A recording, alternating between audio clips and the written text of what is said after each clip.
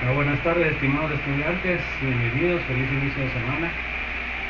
Estamos en nuestra clase de Química General 2, sección vespertina del día lunes 17 de abril. Ya casi terminando, nos quedan 3 semanas para terminar. Los que no están apuntados o los que no salían en el listado todavía no salen, así que espero que puedan solucionar su problema, porque si no, no voy a poder ingresar sus notas. Bueno, entonces, miren, el examen les fue bastante mal. Y esto puede ser el reflejo del examen final. Y la primera cosa que les dije, como se les puse ahí, no es lógico poner un pH de 1 por 10 a la menos 10, ni poner un pH de 5 por 10 a la menos 5, jóvenes. El pH va de 0 a 14. ¿Verdad? Entonces es una falta completa de concepto, pues, jóvenes, no pueden poner esos valores. Eso da pena, ¿verdad? Además también como era una valoración ácido fuerte, base fuerte, en el punto estequiométrico el valor del pH es 7, sin necesidad de hacer ningún cálculo.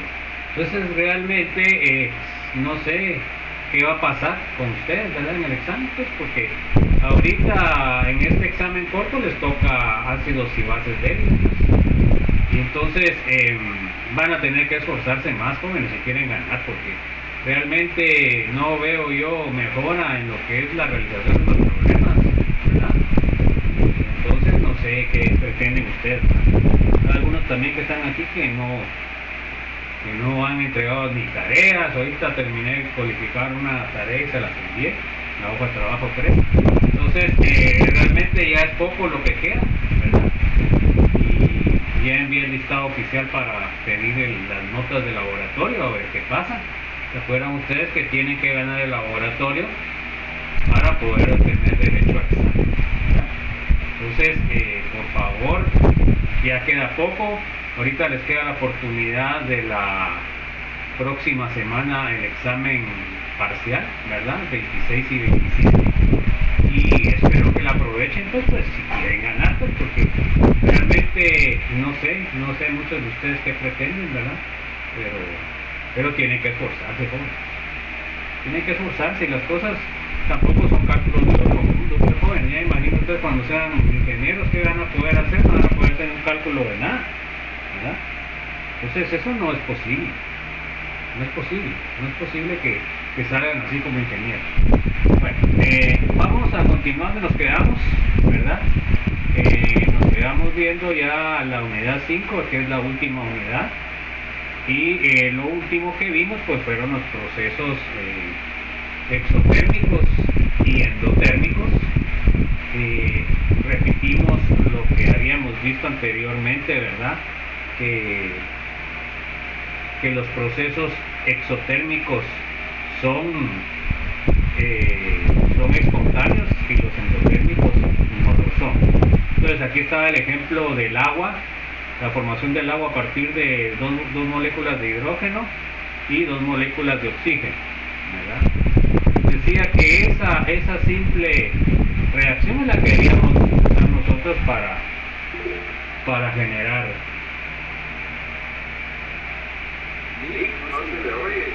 No se oye. Pues si tengo puesto ahí no se oye.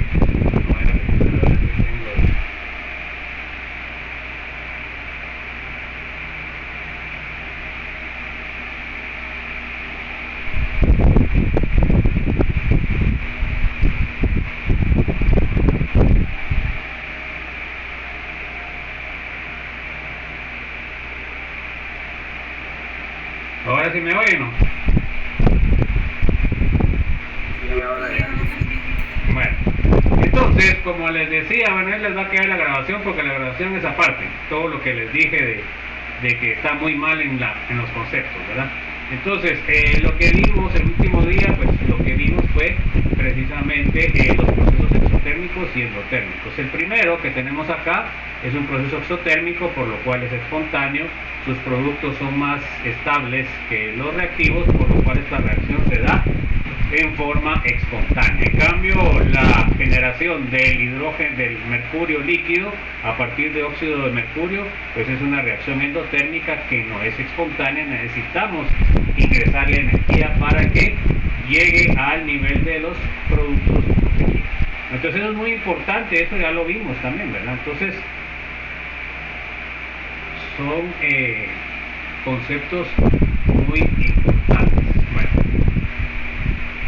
entonces vamos a ver la revisión de conceptos. A ver, léame por favor Alejandro Valdemar. Revisión de conceptos. Clasifiquen cada uno de los siguientes tipos como sistema abierto, cerrado o aislado. Bueno, espérenme. ¿Qué dice usted? ¿Es abierto, cerrado o aislado? La leche sería cerrado. La leche no es cerrado. ¿La leche qué? ¿Qué es lo que dice usted que es cerrado? Porque es por la leche no tiene nada que ver con que sea cerrado. ¿Qué es lo que le indica a usted que sea cerrado? Está metido en un termo, quiere decir de que está aislado, no cerrado, aislado. ¿Ok? Bueno, a ver Byron, la B, ¿qué dice usted? Leyendo en su dormitorio. Sistema abierto, digo, ¿no? Es un sistema abierto, pues porque está el medio ambiente, ¿verdad? Ahí entra aire, entra luz, etcétera, ¿verdad? Bueno, a ver, Carlos Manuel, el C, ¿qué sería? Sería un sistema cerrado, ¿verdad? Pero no aislado, ¿ok? Bueno, entonces es importante entender estos conceptos porque dependiendo de eso así se deben de tratar. Acá tenemos la foto del famoso dirigible o Zeppelin, el Hindenburg, si no estoy mal. Sí, está. Bueno, a ver, léame por favor, Diego Oscar.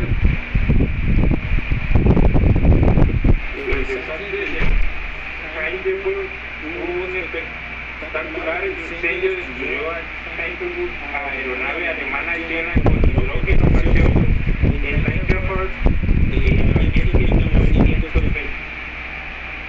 Entonces, fíjense pues, el dirigible o el Zeppelin, como les decía, este era un sistema cerrado, pero adentro tenía un gas que era inflamable. Ese era el problema de los Zeppelines en ese tiempo, ¿verdad? Porque ahora ya los Zeppelines que se utilizan pues no tienen hidrógeno, que tienen otro gas, que son normalmente gases nobles, que no reaccionan, entonces ahora son más seguros. Pero fíjense pues cómo el sistema, al tener contacto con lo que es el exterior, que sería el universo, pues causó que el interior explotara porque está lleno de hidrógeno. Se cree que fue un rayo el que hizo inflar, se rompió el Zeppelin y salió el gas y fue lo que agarró fuego, ¿verdad? Entonces es importante, ¿verdad?, entender este tipo de procesos. Bueno, vamos a ver el primer principio de la termodinámica, o sea, la primera ley de la termodinámica. A ver, léame por favor, Dulce Martínez. La primera ley de la termodinámica, que se basa en la ley de conservación de la energía, y se establece que la energía se puede convertir de una forma a otra, pero no se puede crear. Ok, entonces quiere decir de que la energía existe desde que empezó el universo. La energía total, ¿va, jóvenes? Lo que implica que no se ha modificado desde la teoría del Big Bang, o sea, la energía que se soltó. Y acá lo que está pasando es de que se está cambiando la energía, ¿verdad? Y entonces, pero la energía total es igual. Bueno, aquí tenemos un ejemplo, miren, de que queda muy claro para lo que es una variable de estado. Entonces vamos a ver esto. Se dan cuenta que aquí tenemos dos sandinistas, ¿verdad? Uno agarra el camino más corto, ¿verdad?, que sería el azul, Por supuesto, ¿qué problema tiene ese camino? A ver, Kevin Reyes, con respecto al rojo, ¿qué piensa usted? ¿Son diferentes o son iguales? Son diferentes. Bueno, ¿y qué tiene de característica el azul? Y es más corto. Bueno, ¿y por qué será más corto?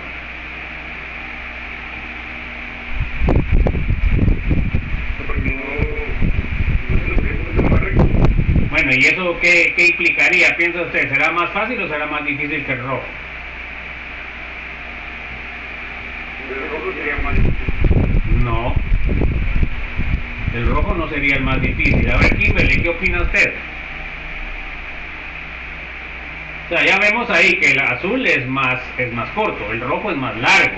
Pero ¿por qué? ¿Qué tendrá de diferencia el más pequeño con respecto al rojo? ¿Qué piensa usted?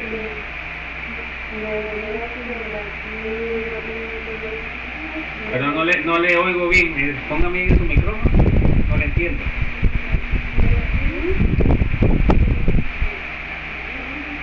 Sí, pero ¿por qué será? O sea, ¿qué? ¿Será más dificultoso el azul o será más dificultoso el rojo? ¿Cuál será más difícil? No. A ver, ¿otra opinión? El rojo no es el más difícil. El azul es bastante difícil. Ok, ahí vamos. ¿Se dan cuenta que en el caso del azul, ahí la pendiente debe ser mayor? En cambio, en el rojo, ¿qué pasa?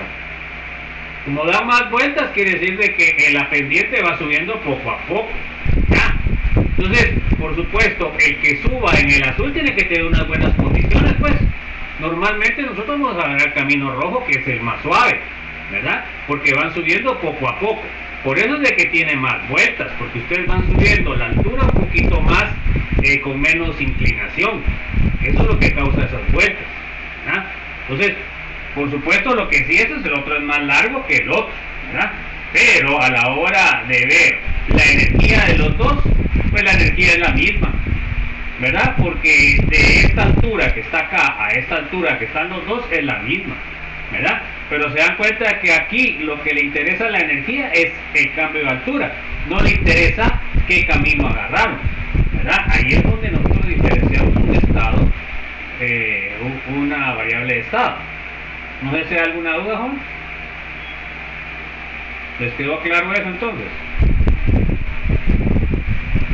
Entonces, podríamos decir de que los que sigan el camino azul tienen que ser profesionales del andinismo, ¿verdad? Tienen que estar entrenados para poder aguantar eso. En cambio, la gente normal va a agarrar por el camino más largo, ¿verdad? Pero va a ser muchísimo más, no va a ser tanta la exigencia porque el cambio de pendiente va a ser menor. ¿Quedó claro ahora, jóvenes, o no? Bueno, a ver, léame, por favor, Melissa. Podemos demostrar la validez de la primera ley por los cambios de la energía interna de un sistema de estable inicial y estado final. El cambio de la energía interna diferencial E. ¿Está de acuerdo? Entonces, delta E va a ser igual a la energía final menos la energía inicial. Bueno, a ver, Paula, léame, por favor. Donde E inicial y E final representan la energía interna del sistema en el estado inicial y estado final. Ok, entonces, a ver, léame, Ramsés, por favor. Consideren la reacción entre un mol de azufre y un mol de oxígeno gaseoso para producir un mol de hidrógeno gaseoso. Ok, entonces nosotros tenemos un mol de azufre sólido más un mol de oxígeno gaseoso que nos va a dar un mol de CO2, ¿verdad? Esa sería nuestra reacción. Acá tenemos cómo reacciona, ¿ven? Ahí tenemos lo que es el azufre, el fondo es amarillo que se mira, y cómo se incendia el oxígeno, porque el oxígeno estaría quemándose. Bueno, entonces, a ver, léame por favor, Alejandro. En este caso, el sistema se compone de la molécula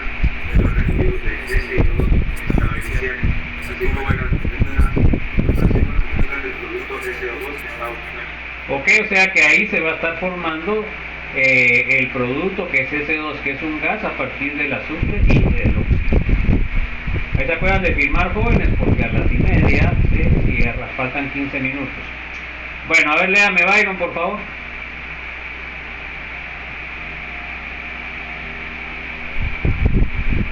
Bueno, a ver, léame Carlos, por favor, fue al baño.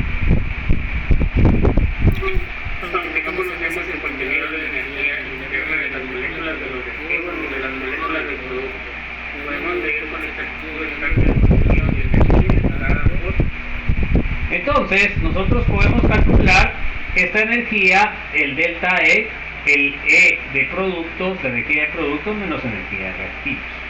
Entonces, el contenido de la energía de un mol de SO2 menos el contenido de la energía de un mol de S y un mol de oxígeno. Así sería como lo podríamos calcular. Bueno, entonces, a ver, léame Diego, por favor.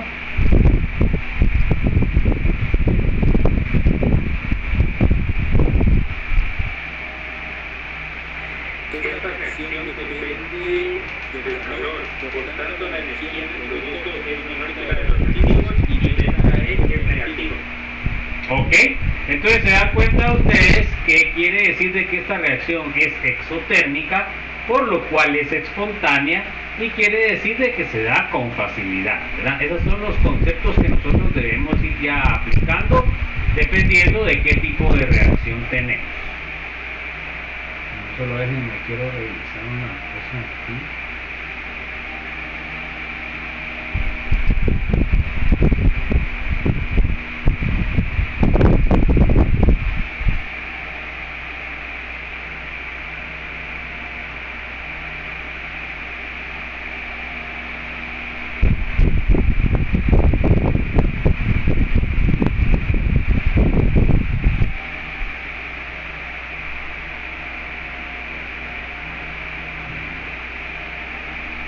Bueno, entonces, léame por favor, Dulce. Sí, la liberación de calor en la reacción anterior significa que una parte de la energía química contenida en las moléculas se convierte en energía térmica. Concluimos que la transferencia de energía desde el sistema a los alrededores no cambia la energía total del universo. Es decir, la suma de los cambios de energía debe ser igual a cero.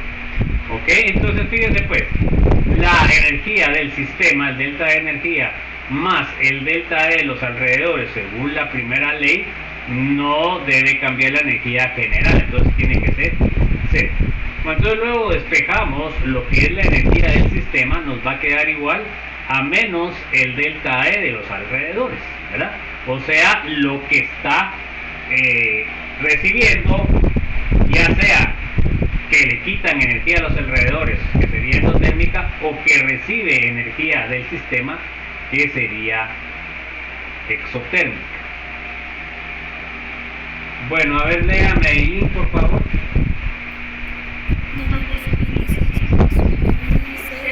Cis y Albert se refieren al sistema y los alrededores respectivamente.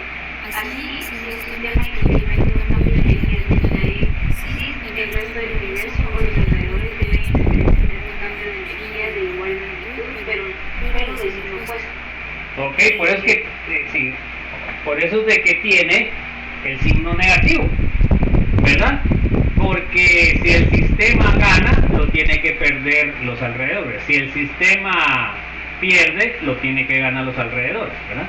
O sea que en este sentido, pues están las dos energías correlacionadas porque, según el principio de la primera ley, no hay cambio de energía, solo se transforma.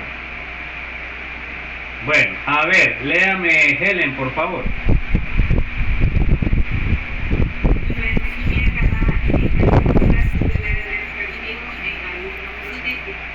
Además, debido a que la energía puede cambiar de una forma a otra, la energía perdida por un sistema puede haberla ganado otro sistema en una forma diferente. Ok, entonces se dan cuenta que acá la energía va a estar correlacionada, ¿verdad? La energía interna de la reacción con la energía externa del universo. Y esto es muy importante, jóvenes. ¿Por qué? Porque así es como trabaja lo que son los sistemas que son complementarios. O sea, la energía que está ganando un sistema se la da otro sistema que está perdiendo energía. Y así como les decía, en la parte bioquímica, pues tenemos procesos de anabolismo y tenemos procesos de catabolismo. El anabolismo es generar compuestos más complejos a partir de simples, y el catabolismo es generar compuestos más simples a partir de más complejos. O sea que son dos procesos contrarios. En el proceso de anabolismo se necesita mucha energía para generar moléculas más complejas, pero en el proceso de catabolismo, o sea de pasar de moléculas de mayor complejidad a menor, se da mucha energía. Entonces estos dos sistemas son complementarios.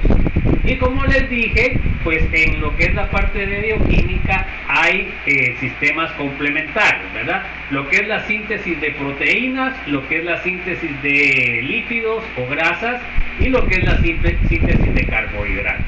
Entonces, en ese sentido, digamos, un catabolismo de grasas le da energía a un anabolismo de carbohidratos. Entonces así es como se complementan esas dos reacciones y así es como trabaja el sistema. Y el sistema bioquímico es súper, pero súper eficiente, porque tanto lo que es la energía que se produce como los desechos que se producen son regenerables en el sistema, ¿verdad? Entonces esos sistemas son los sistemas que nosotros en nuestra vida normal deberíamos de estar utilizando, y no los sistemas que estamos utilizando hace más de un siglo, que es la quema de hidrocarburos, ¿verdad? Entonces son situaciones que deben cambiar rápidamente si queremos nosotros salvar nuestro planeta. ¿Qué les parece, joven? Bueno, a ver, léame por favor Kevin Reyes. Por ello, la energía que se pierde por la combustión de una fuente de energía puede llegar a las casas en forma de energía eléctrica, calor, luz y otras. Se dan cuenta que entonces, en este caso, la combustión de petróleo en una generadora de planta eléctrica, entonces lo que pasa es de que esa energía, se dan cuenta, el calor del petróleo se transforma en energía eléctrica, y esa energía eléctrica ya en nuestras casas se puede transformar en calor si tenemos una estufa, se puede transformar en luz cuando tenemos una lámpara, y en otras, por ejemplo, se puede transformar en microondas, en el microondas, y se puede generar, se puede transferir a, por ejemplo, el movimiento de la corriente eléctrica que hace una lavadora, el calor que genera una secadora. Entonces se dan cuenta cómo es que este principio es básico para lo que es la vida diaria, y nosotros ni siquiera nos imaginamos, ¿verdad? Bueno, entonces por eso acá el problema es eso, la combustión del petróleo está generando también otros productos desechos que realmente no se están reutilizando, lo que se están llevando o se están dejando a lo que es la atmósfera, y eso cambia lo que es la atmósfera a como la tenemos ahora, jóvenes. Entonces esos son los problemas que nosotros en nuestro poco conocimiento hemos ido destruyendo, y debido a conveniencias económicas lo seguimos teniendo, a pesar que sabemos que no es correcto. Bueno, a ver, léame Kimberly, por favor.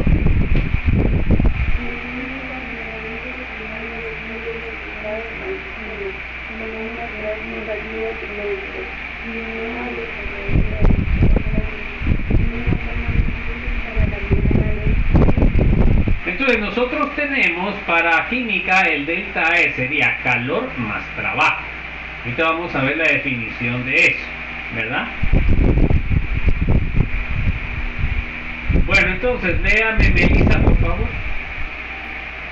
La ecuación anterior establece que el cambio de la energía interna delta E de un sistema es la suma del intercambio de calor entre el sistema y los alrededores y el trabajo W realizado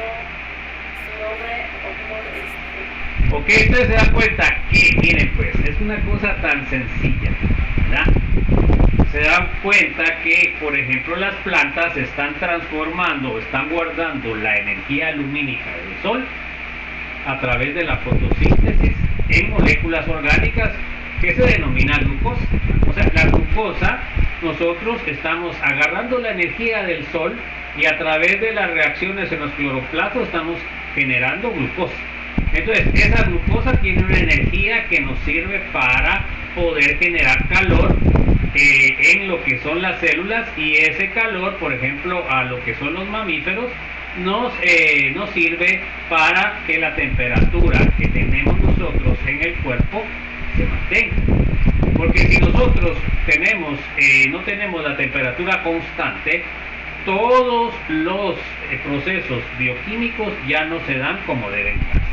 Y por eso la importancia, ¿verdad?, de que ustedes se dan cuenta de que cuando se sube la temperatura o se baja la temperatura, que la normal es de 37 grados, pues ya tenemos problemas de salud, ¿verdad? Porque todos nuestros procesos bioquímicos se ven afectados porque no están en lo que es la temperatura óptima en donde deben de estarse los diferentes productos o los diferentes procesos bioquímicos. Bueno, entonces, a ver, léame, Paula, por favor. El convenio decimos para el número de es que U es positivo para un proceso endotérmico y negativo para un proceso exotérmico. Y W es positivo para el trabajo realizado por los alrededores sobre el sistema y negativo para el trabajo ejecutado por el sistema sobre los alrededores. Ok, entonces se da cuenta que lo que es el flujo energético va en el caso del calor de la endotérmica, como necesita calor, entonces está jalando calor de los alrededores. En cambio, el exotérmico lo que está dando es que él está dando calor a los alrededores, ¿verdad? Entonces es importante entender eso bien. Bueno, a ver, léame, Ramsés, por favor.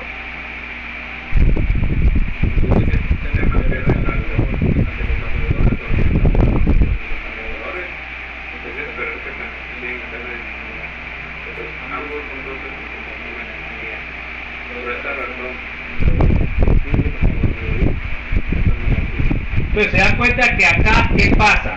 Ustedes están generando productos con mayor estabilidad, ¿verdad? Porque la energía interna de los productos es menor. Entonces quiere decir, si la energía interna es menor, quiere decir de que son más estables, ¿ya? Bueno, entonces esto es importante entenderlo, ¿verdad? Acá tienen esta tablita sacada de Chang. Dice, trabajo realizado por el sistema sobre los alrededores es negativo, ¿verdad? Trabajo realizado sobre el sistema por los alrededores, positivo. Calor absorbido por el sistema de los alrededores, proceso endotérmico, positivo. Calor absorbido por los alrededores del sistema, proceso endotérmico. Entonces, se dan cuenta que los procesos endotérmicos son negativos.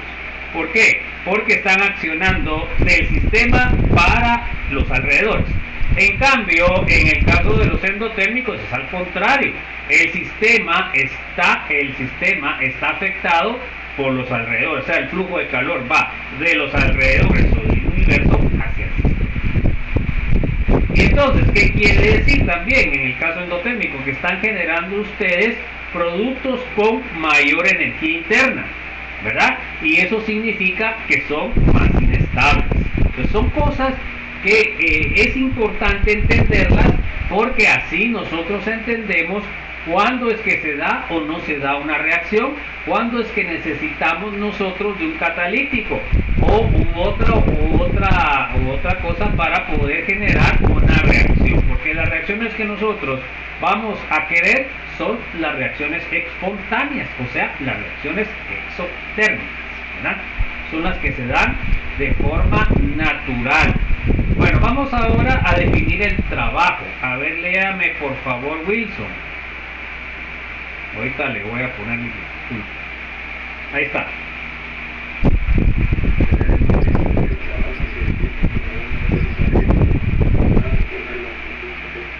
O sea, esa es la definición clásica de la física newtoniana.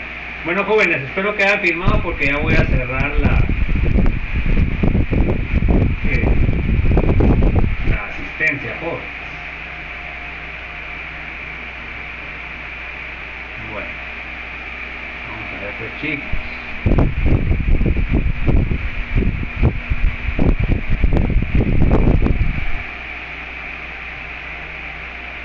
Bueno, entonces, sigamos viendo. Entonces el trabajo va a ser igual, o W,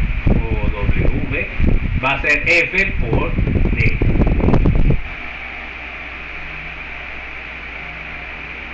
Entonces, vamos a ver en termodinámica. Léame por favor, Alejandro.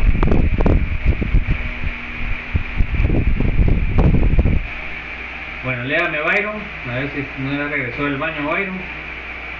En termodinámica, el trabajo tiene un significado mucho más amplio que el trabajo mecánico. Por ejemplo, una grúa que levanta una barra de acero, un trabajo eléctrico, una batería que funciona electrónica a la búsqueda de la linterna, un trabajo de superficie cuando se explota una burbuja de jabón.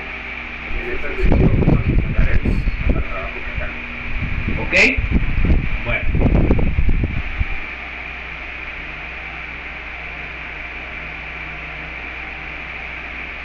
Bueno, en el caso del trabajo no es una variable estable. Entonces por eso sí depende del camino que ustedes toquen.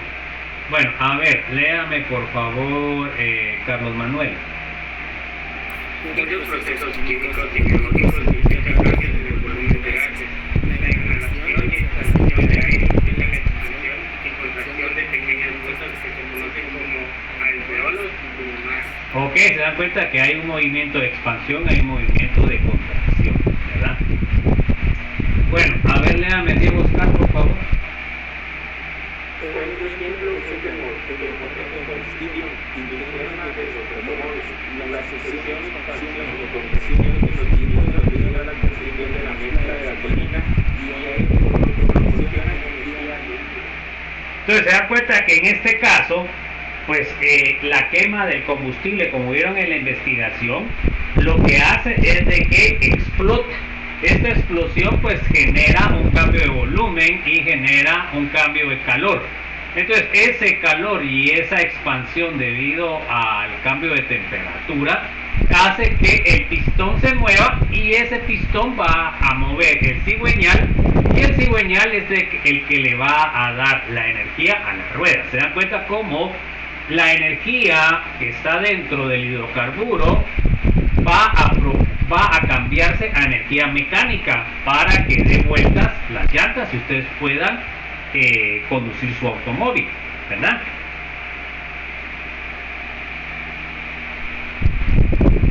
Entonces acá tenemos, se dan cuenta, tenemos un pistón y tenemos, digamos, el principio. Acá, ¿qué será lo que está acá afectando? Se dan cuenta que lo que es la reacción está abajo, ¿verdad? Y acá, ¿qué pasó? ¿Se expandió o se contrajo? Se expande, o sea que ¿hacia dónde va el flujo de la energía? ¿Va hacia los alrededores o viene al sistema? ¿Qué dicen ustedes? Va hacia los alrededores, o sea que esto es una reacción exotérmica. Se dan cuenta que cambió el volumen, lo expandió, o sea que acá este sistema está afectando a los alrededores en este delta D. Si el sistema se hubiera contraído sería al contrario, quería decirte que los alrededores están sobre el sistema. ¿Ok? ¿Les quedó claro o hay alguna duda? Y puede decir que cuando se pasa el hierro por una presa se calienta. Ajá, así es. Porque ahí ustedes están transmitiendo lo que es el movimiento a calor, ¿verdad? Y por eso se calienta el hierro, ¿va? Por la fricción. Bueno, a ver, léame por favor, Dulce. Expansión de una presión externa constante, como la presión externa. el caso está en un ciclo cerrado con un inverso. El trabajo realizado está dado por menos P delta B debido a que delta B es menor a 0. ¿Se dan cuenta? Sí, dígame. El trabajo realizado es una cantidad negativa. ¿Se dan cuenta? Porque es del sistema hacia los alrededores, ¿verdad? Es una expansión. Bueno, a ver, léame por favor, Eileen. Si expande la esponja en sección hacia arriba en contra de la presión atmosférica externa, P, que es el trabajo que realiza el caso de los alrededores. Entonces, ahora miremos el trabajo. Entonces, el trabajo en este caso sería menos P delta B, ¿verdad? Aquí transformamos a lo que es el trabajo en función de la ley de los gases ideales. Bueno, a ver, léame, Helen, por favor. Donde delta V es cambio de volumen dado por volumen final menos volumen inicial, es signo menos en la ecuación anterior que se reduce para W. Para la expansión de un gas, trabajo sobre el sistema, delta V es menor, ¿verdad? No, mayor. Mayor a 0, por tanto, menos la presión. Solo ponga P delta B, es lo que tiene que decir. No sé. Es una cantidad negativa. Para la comprensión de un gas, No, comprensión no dice ahí no dice comprensión, ¿qué dice ahí? para la compresión de un gas se realiza un trabajo sobre el sistema. Delta V menor a 0 y menos B delta V es una cantidad negativa. Ok, entonces se dan cuenta, en expansión sería negativo el trabajo y en compresión sería positivo. Esas son cosas, miren, son cosas elementales, pero es importante, cosas que no entienden, ¿verdad? Son cosas que deberían de no tener ya duda conforme a cómo está el signo para ver si es mayor o es menor, ¿verdad? Porque el mismo signo les dice a ustedes, ¿verdad? Donde está la parte más ancha quiere decir de que es mayor y la punta quiere decir de que es menor. Bueno, entonces, a ver, leamos el ejemplo, por favor, José Alejandro.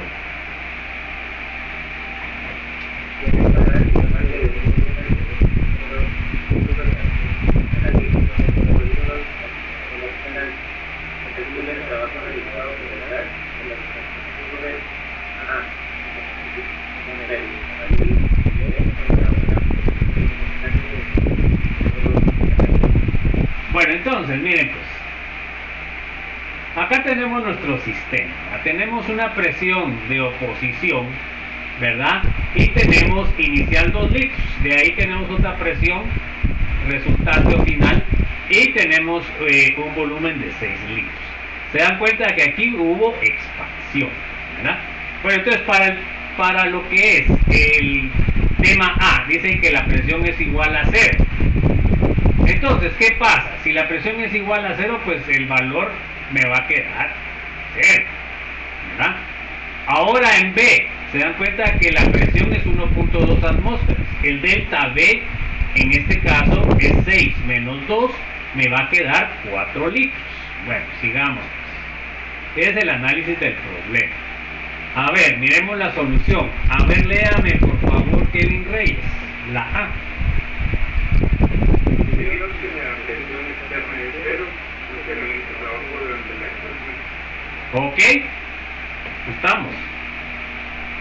Porque la presión es 0. Entonces acá me queda W va a ser igual a menos P por delta B, y si la presión es 0, se dan cuenta que el trabajo se vuelve 0. Así de sencillo. Miremos ahora Kimberly, la B.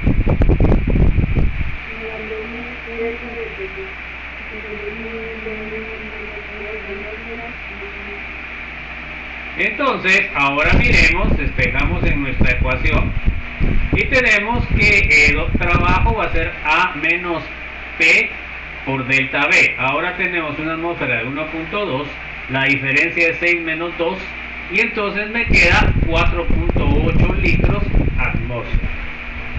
¿Ok? Se dan cuenta que aquí se generó un trabajo.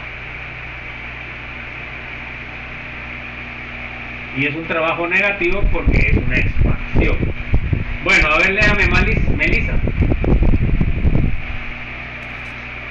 Para convertir las unidades en Entonces sabemos nosotros que en este caso se dan cuenta que utilizamos este factor de conversión en donde tenemos que 101.3 joules por un litro y una atmósfera. Esto es como la constante cuando son los gases ideales.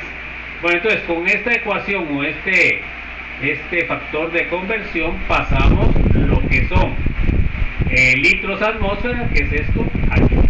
Entonces obtenemos joules, que sería 4.9 por 10 a la 2 joules, que normalmente el trabajo lo expresamos de esa forma. Entonces, para poder pasar litros atmósfera utilizamos este factor de conversión. Bueno, a ver, léame, Paula, por favor. debido a que se trata de una expansión de gas, el trabajo lo realiza en su conjunto de los alrededores. El trabajo realizado tiene un signo Porque es una expansión, ¿va, joven? Si fuera una compresión sería al revés. Bueno, aquí tienen el ejercicio de práctica número 1, ¿ven?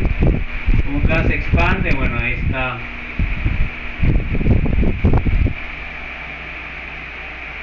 Bueno, a ver, léame por favor, Ramsés. El trabajo no es una función de estado. Se trata de que el estado de original es el mismo la cantidad de trabajo realizado es diferente de las presiones externas de su posición son distintas. No podemos escribir delta W igual sobre el trabajo final.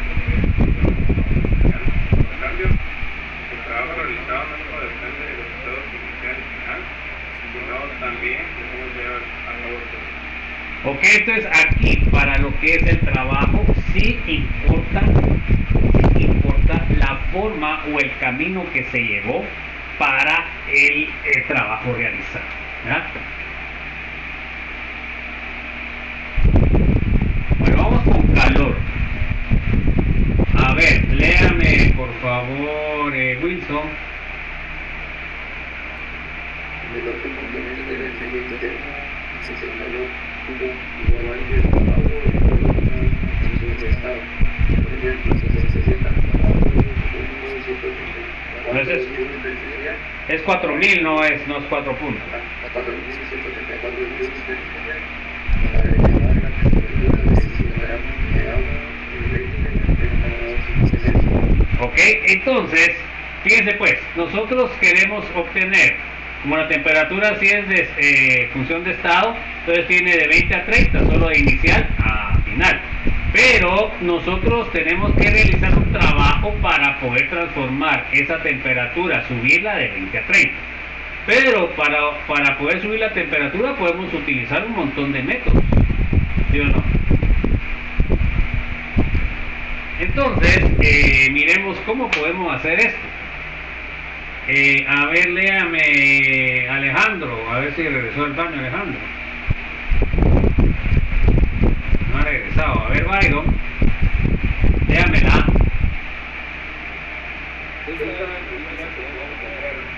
Directamente como actividad calorífica mediante un mechero de Ok, o sea que ustedes están metiendo calor a través de la quema del propano en el mechero bus, ¿verdad? Eso es una forma de subir la temperatura.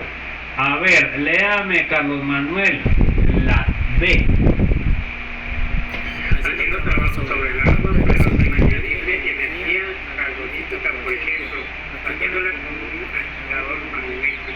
Entonces se dan cuenta que también ustedes al estar moviendo el agua con un agitador pues van a ir incrementando lo que es el calor del agua.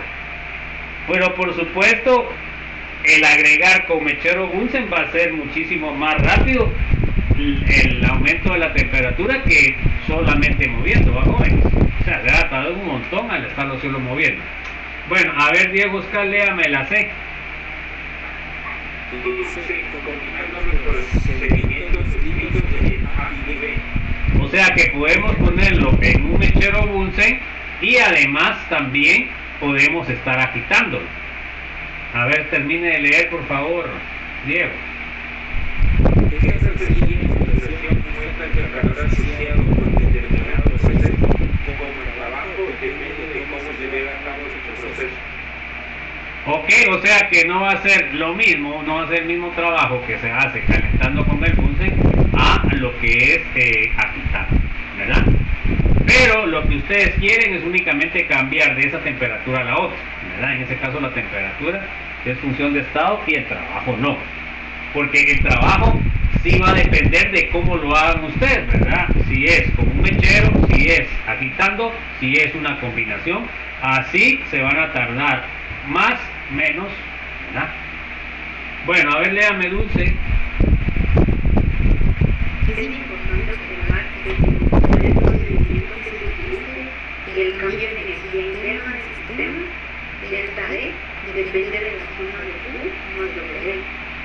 Si cambian ambos factores de la cadena y incrementa el valor de Q, entonces esta disminuirá el valor de L en la misma cantidad y viceversa.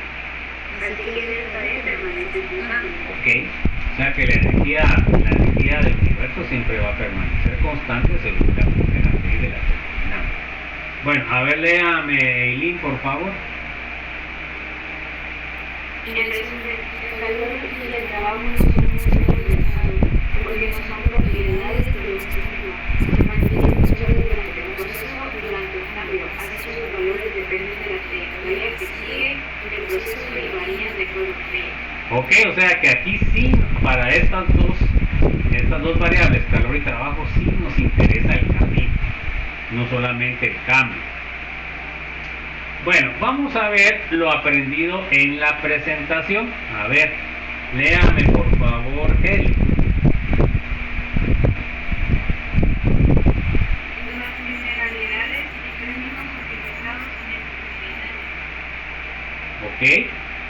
A ver, léame, José Alejandro. Ok. A ver, léame, Kevin Reyes. Definición del trabajo. Ok. A ver, Kimberly. Ok. Y ahí está la bibliografía. Bueno, entonces miren pues, jóvenes. Realmente esto es un marco teórico, ¿verdad? Y lo que les quería decir, me cambiaron mis cosas. Entonces, fíjense pues, para lo del examen corto, lo que les estaba explicando, fíjense pues, cuando ustedes me ponen, cuando yo le estoy preguntando un pH, pues ustedes saben de que el valor va de 0 a 14, ¿verdad? De 0 a 7 y de 7 a 14. El 7 sabemos que es neutro y todo lo que está abajo es ácido y todo lo que está arriba es básico. Eso es importantísimo que lo tienen que entender. Entonces, en una valoración que estamos haciendo en agua, los valores de pH solo estos pueden ser. Y se dan cuenta que en el examen corto, ¿qué se les estaba evaluando la valoración? Pues era un ácido fuerte con con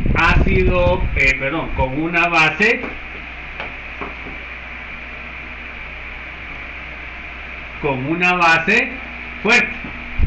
Entonces, ¿qué implica? Y eso es lo que ustedes tienen que entender, y yo les he tratado de explicar en un montón de formas y no hay manera que entiendan. Entonces, ¿qué quiere decir? Vamos a tener ácido clorhídrico más hidróxido de sodio, que serían ácido fuerte y base fuerte. ¿Ok? Bueno, entonces, ¿qué van a obtener ustedes? En este caso se dan cuenta que es la línea directa. Van a obtener agua más cloruro sódico. Entonces, jóvenes, fíjense pues, y esto es lo que tienen que entender, pues si no lo entienden, nunca van a poder hacer una valoración. En este caso, este es el ácido fuerte. ¿Quién sería la base, jóvenes? ¿El agua o el cloruro de sodio? Entonces, en este caso, tenemos que descomponer, como es un medio acuoso. Entonces, eso es lo que uno, el profesor, se decepciona con ustedes, porque no hay manera de que entiendan las cosas, pues, porque esto no es cuestión de memoria, es cuestión de entender. Ustedes no hay manera de que entiendan, y ustedes lo que quisieran es, como decían algunos, hay que hacer un montón de ejercicios, pero haciendo un montón de ejercicios o haciendo un solo ejercicio de todos modos están igual, porque y ahora cada vez el grado de aprobación es peor, ¿verdad? Pero eso no es cuestión del profesor, eso es cuestión de que ustedes no ejercitan, no entienden, y si no entienden no pueden resolver problemas, pues así de sencillo. Bueno, entonces ahora el sodio, ¿qué sería? ¿Sería base o sería ácido?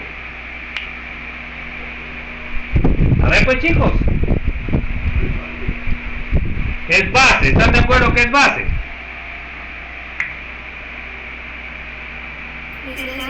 ¿Por qué es ácido el IN? ¿Por qué es ácido?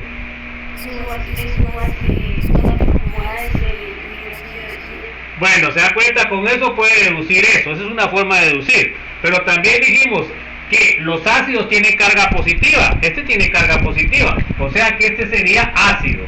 ¿Y qué tipo de ácido sería? Porque ya vimos eso un montón de veces, este está relacionado con este y este está relacionado con este. Bueno, ¿qué ácido sería este? ¿Sería fuerte o sería débil? Débil. Es débil porque debe ser contrario. Bueno, ahora el cloruro, ¿qué tendría que ser entonces?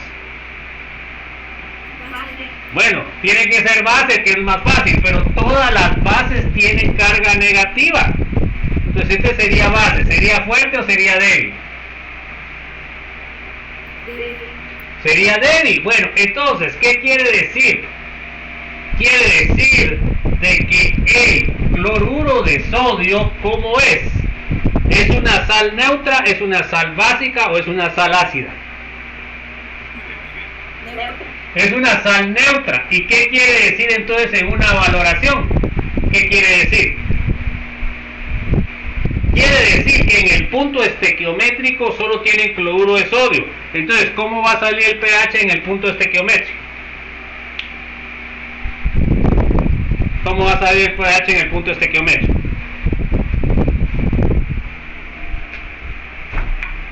A ver pues chicos, hombre. Tiene que ser neutro, jóvenes, y la sal es neutra. Entonces, fíjense pues, solo tenían que determinar en dónde estaba completamente neutralizado el hidróxido, en qué volúmenes, que siempre hay, pongo 3 o 4, y entonces en donde no hubiera, o sea, la misma cantidad de hidróxido y la misma cantidad de ácido, quiere decir de que solo había cloruro de sodio, y eso pasa siempre en el punto estequiométrico. Entonces, fíjense pues, antes del punto estequiométrico,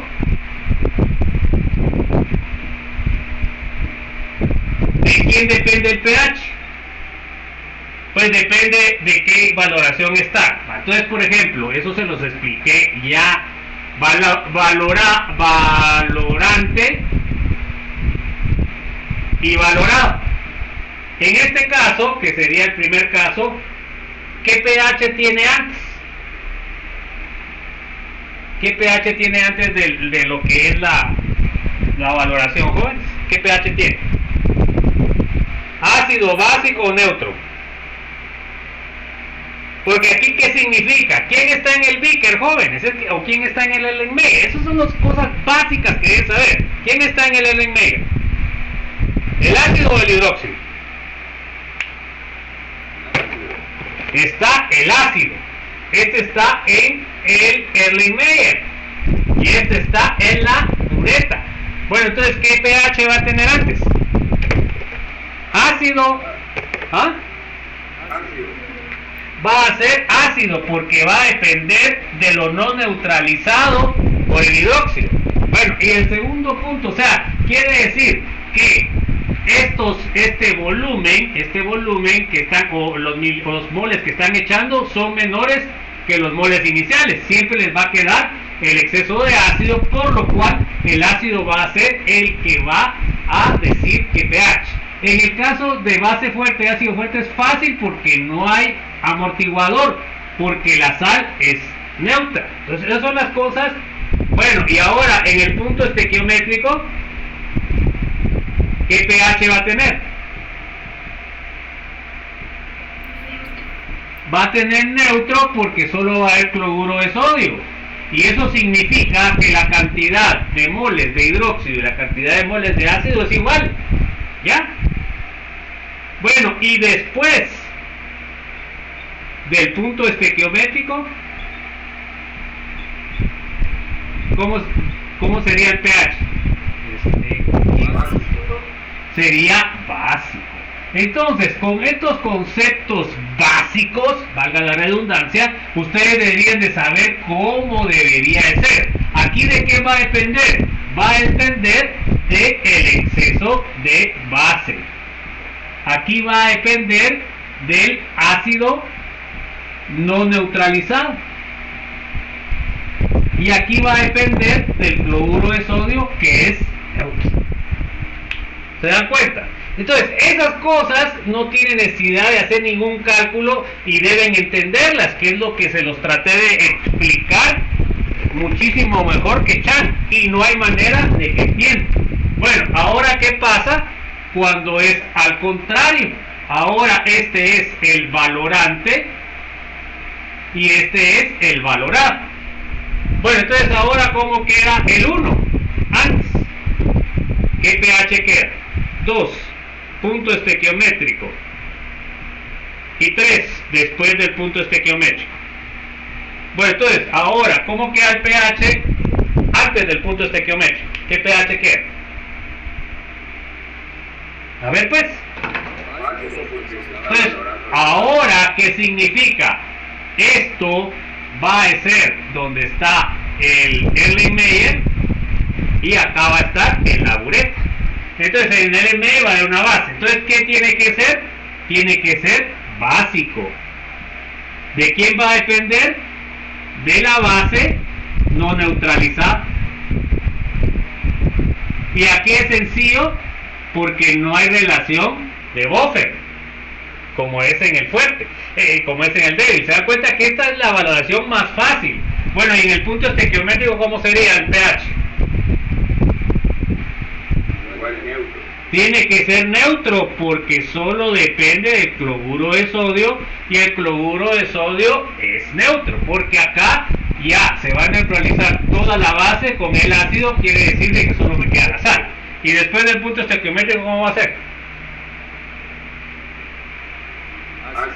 Va a ser ácido porque va a depender del exceso de ácido. Entonces, estos conceptos tan básicos son los que deben de saber, jóvenes, porque si no, no saben. Imagínense ustedes, solo sabiendo el punto estequiométrico, ya saben que es cierto. ¿Ya? Van a saber qué es lo que, cómo es antes, cómo es después. Y el pH, una cosa más básica todavía, me ponen valores abajo de 0 y arriba de 14. Entonces se dan cuenta qué mal están. ¿O no? Bueno, entonces ahí les di una pequeña explicación. Espero que estudien esto, pero eso, lo que van a examinar el día jueves, es más complicado porque estamos hablando de ácidos y bases débiles, que fue lo que vimos la semana pasada. Y entonces, si no entendieron esto básico, yo lo que esperaría realmente, como están haciendo ustedes las cosas, les va a ir peor todavía que la semana pasada, si no entienden. Porque acá sí les va a salir, cuando sea ácido débil, les va a salir una relación de lo que es un buffer. ¿Verdad? Bueno, entonces no sé si tienen algún comentario, si no ya nos pasamos un poquito, disculpen, pero sí les tendría que explicar eso. ¿Alguna duda, alguna inquietud, jóvenes? Bueno, entonces nos vemos el día de mañana y que estén bien, feliz tarde y un abrazo a todos, se cuidan. Vamos chicos, se cuidan.